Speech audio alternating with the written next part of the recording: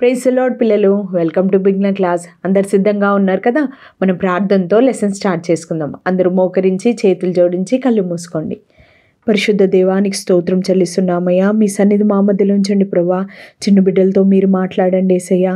మీ అందుబాటులో ఈ చిన్న బిడ్డలు ఎప్పుడు ఉండడానికి మీరే సహాయం చేయమని యేసు పరిశుద్ధ నామంలో అడిగి వేడుకుంటున్నాము తండ్రి, ఆమేన్. మనము 33వ లెసన్ చూసుకుందాము. 5 రొట్టెలు 2 చేపలు, ఇంగ్లీష్లో 5 loaves and 2 fishes. దీంట్లో కంటత వాక్యము కీర్తనలు 136:25 వచనము. సమస్త జీవులకును ఆయన ఆహారం ఇచ్చుచున్నాడు, ఆయన కృప నిరంతరముండును. Psalms 136:25 verse. He gives food to every creatures, His love endures forever.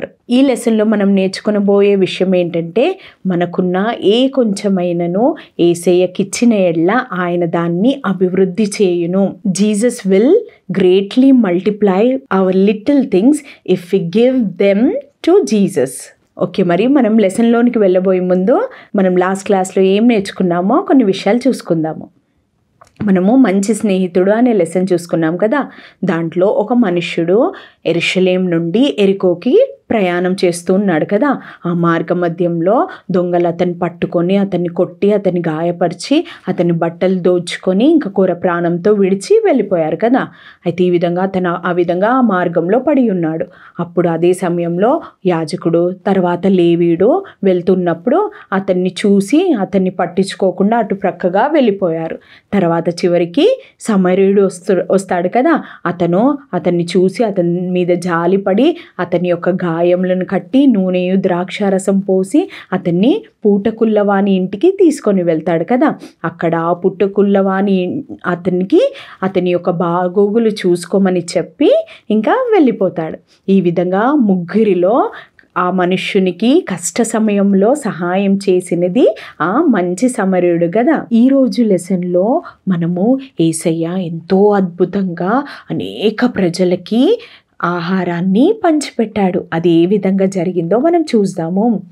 ఒకరోజు యేసయ్య ఆయనతో కూడా ఆయన శిష్యులు అరణ్య ప్రాంతం గుండా వెళ్తారు. అయితే అప్పుడు అంతకంటే ముందు యేసయ్య అనేక సూచక్రియలు అద్భుతాలు చేస్తాడు. అది చూసి అనేక మంది ప్రజలు యేసయ్యని వెంబడిస్తూ అరణ్య ప్రాంతానికి వెళ్తారు. అప్పుడు యేసయ్య అక్కడ ఉన్న కొండ మీదకెక్కి వారిని చూస్తాడు. వారిని చూసి వారి మీద జాలిపడి వారి మీద కనికరపడి వారికి దేవుని రాజ్యంను గూర్చిన మాటల్ని బోధిస్తాడు. తర్వాత అక్కడికి వచ్చిన కొంతమంది రోగుల్ని స్వస్థపరుస్తాడు. ఈ విధంగా వారు ఎంతో సమయం యేసయ్యతో ఉండడం చూసి అప్పటికే సాయంకాలం అయిపోతుంది, ఇంకా ప్రొద్దుపోతుంది. కాబట్టి అక్కడున్న ప్రజలకి భోజనం కావాలి కదా. ఆహారం కొరకు అక్కడున్న శిష్యుల్లో ఒక్కడైనా, ఇక్కడ చూడండి, యేసయ్య శిష్యుల్లో ఒకడైన ఫిలిప్పుతోని ఇక్కడున్న ప్రజలకి భోజనము తీసుకొని రమ్మని చెప్తాడు యేసయ్య. అప్పుడు యేసయ్య ఫిలిప్పుకి ఈ మాట చెప్పిన వెంటనే ఫిలిప్పు అక్కడున్న ప్రజలందరూ ఎంతోమంది కాబట్టి వారికి ఆహారం ఏ విధంగా ఇవ్వగలమో దానికి ఎంతో ఖర్చు అవుతుందని ఫిలిప్పు చెప్తాడు. కానీ యేసయ్య ఆ మాట ఎందుకన్నాడంటే యేసయ్యకి తెలుసు తర్వాత ఏం చేయబోతున్నాడు. కానీ యేసయ్య ఫిలిప్పును పరీక్షించడానికి ఆ మాట చెప్తాడు. అయితే ఫిలిప్ ఏమో ఇంతమంది ప్రజలకి ఎంతో ఖర్చు అవుతుంది ఆహారం తీసుకొని రావాలంటే అని చెప్తాడు. అప్పుడే ఇంకొక శిష్యుడైన ఆంద్రేయ యేసయ్య వద్దకు వచ్చి ఇక్కడ ఒక చిన్న బాలుని దగ్గర 5 రొట్టెలు 2 చేపలు ఉన్నాయని యేసయ్యకు చెప్తాడు. అప్పుడు యేసయ్య ఆ 5 రొట్టెలు 2 చేపలు నా యొద్దకు తెండి అని చెప్తాడు. అప్పుడు ఆ బాలుడు ఎంత సంతోషించి ఉండవచ్చు కదా. ఈ విధంగా చూడండి, యేసయ్య యొద్దకి ఆ బాలుడు 5 రొట్టెలు 2 చేపలు యేసయ్య తెమ్మని చెప్పినప్పుడు ఈ విధంగా యేసయ్య యొద్దకి 5 రొట్టెలు 2 చేపలు తీసుకొని వస్తారు. తర్వాత యేసయ్య అక్కడున్న ప్రజలందరూ ఉన్నారు కదా, వారందరినీ క్రమముగా వరుసగా కూర్చోమని చెప్తాడు. అప్పుడు అక్కడున్న స్త్రీలు ఇంకా పిల్లలే కాకుండా అక్కడ పురుషులు 5,000 మంది పురుషులు అక్కడ అందరూ కూర్చుంటారు. ఈ విధంగా ఎంతమంది ప్రజలు కదా, వారందరూ కూర్చున్నప్పుడు యేసయ్య ఆ 5 రొట్టెలు 2 చేపల్ని పట్టుకొని ఇంకా ఆకాశం వైపు కనులెత్తి చూసి దేవునికి కృతజ్ఞతాస్తుతులు చెప్తాడు. దేవునికి థ్యాంక్స్ చెప్పి ప్రార్థిస్తాడు. తర్వాత యేసయ్య అందులో ఉన్న రొట్టెను తీసుకొని వాటిని విరిచి అక్కడున్న శిష్యులకి ఇస్తాడు. వెంటనే ఆ కొంచెము చేపలు కొంచెము రొట్టెలు అద్భుతంగా అభివృద్ధి చెందాయి. చూడండి ఇక్కడ ఆ కొంచెము చేపలు కొంచెము రొట్టెలు ఇంత విస్తారంగా అభివృద్ధి చెందాయి. ఇంకా తర్వాత యేసయ్య తన శిష్యులకు అక్కడున్న ప్రజలకి పంచిపెట్టమని చెప్పాడు. ఇక్కడ చూడండి, ఇంకా ఆ శిష్యులు ఆ యొక్క చేపల్ని రొట్టెల్ని తీసుకొని అక్కడున్న ప్రజలందరికీ క్రమంగా కూర్చున్నారు కదా, వారందరి దగ్గరికి వెళ్ళి పంచి ఇచ్చారు.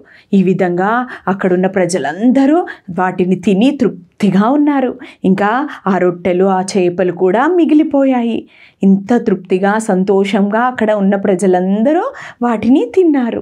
స్త్రీలు పిల్లలు ఇంకా 5,000 మంది పురుషులు తిన్న తర్వాత మిగిలిన ముక్కలు ఉంటాయి కదా, అవి నష్టం చేయకూడదు అని యేసయ్య శిష్యులతో చెప్పినప్పుడు శిష్యులు అక్కడ పడి ఉన్న ముక్కలన్నిటినీ గంపల్లో పోగు చేశారు. ఆ విధంగా వారు గంపలలో నింపుతారు. ఈ విధంగా నింపిన తర్వాత 12 గంపల నిండుగా వారు గంపల్ని ఎత్తుతారు. ఇంత గొప్ప ఒక అద్భుతం కదా. స్త్రీలు పురుషులు ఇంకా పిల్లలు 1,000 మంది తృప్తిగా తిన్న తర్వాత కూడా 12 గంపలు, ఇక్కడ చూడండి 12 గంపల్ని ముక్కలుని పోగు చేసి వాటిని ఎత్తుతారు. ఎంత అద్భుతం కదా.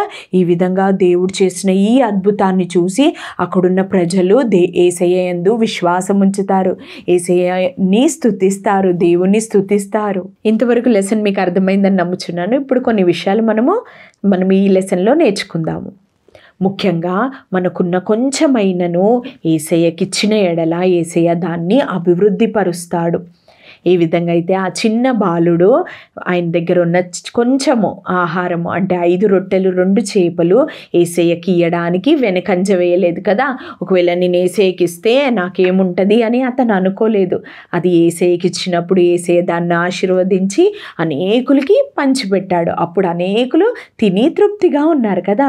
అదేవిధంగా చిన్న బిడ్డలైన మీరు కూడా మీ దగ్గర ఉన్నది ఏదైనా కూడా యేసయ్యకి ఇయ్యడానికి వెనకాడకూడదు. ఉదాహరణకి మీ జీవితాన్ని యేసయ్యకి ఇచ్చినప్పుడు మిమ్మల్ని యేసయ్య ఆశీర్వదించి మిమ్మల్ని అనేకులకి ఆశీర్వాదకరంగా చేస్తాడు. ఇంకా మీరు ఇతరులకు ఏమన్నా సహాయంలో ఉన్నప్పుడు వారికి ఇయ్యడానికి వెనకాడకూడదు. మీరు వారికి సహాయం చేసినప్పుడు యేసయ్య మీకు కూడా సహాయం చేస్తాడు. రెండో విషయం ఏంటంటే ఈ లెసన్లో మనము ఏ విధంగా అయితే యేసయ్య అందరినీ క్రమంగా కూర్చోమని చెప్పిన తర్వాత ఆహారం కొరకు యేసయ్య ప్రార్థన చేశాడు కదా, దేవునికి థ్యాంక్స్ చెప్పాడు, కృతజ్ఞతాస్తుతులు చెల్లించాడు. తర్వాత ఇంకా వారు భోజనం చేసిన తర్వాత మిగిలిన ముక్కల్ని వ్యర్థం చేయకూడదు, నష్టపరచకూడదు, అంటే వేస్ట్ చేయకూడదు అని చెప్పాడు కదా. అదేవిధంగా మీరు కూడా చిన్న బిడ్డలైన మీరు కూడా ఎప్పుడూ క్రమంగా కూర్చొని మీరు భోజనం చేస్తున్నప్పుడు యేసయ్యకి వందనాలు చెప్పాలి, యేసయ్యకి ప్రార్థన చేయాలి. మీకు దేవుడు ప్రతిరోజు మీకు తినడానికి ఆహారం ఇస్తున్నారు కదా, అందుకే యేసయ్యకి వందనాలు చెప్పాలి. మీరు యేసయ్యకి థ్యాంక్స్ చెప్పి ప్రార్థన చేసి మీరు భోజనం చేయాలి. ఇంకా మీరు భోజనం చేస్తున్నప్పుడు వేస్ట్ చేయకూడదు. అట్లా ఆ విధంగా మీరు భోజనాన్ని నష్టపరచకూడదు. ఆ విధంగా మంచి క్రమశిక్షణ కలిగి మీరు ఉండాలని యేసయ్య ఆశిస్తున్నాడు. ఈ లెసన్ యొక్క యాక్టివిటీ, మీరు ఒక గంపను తయారు చేయాలి.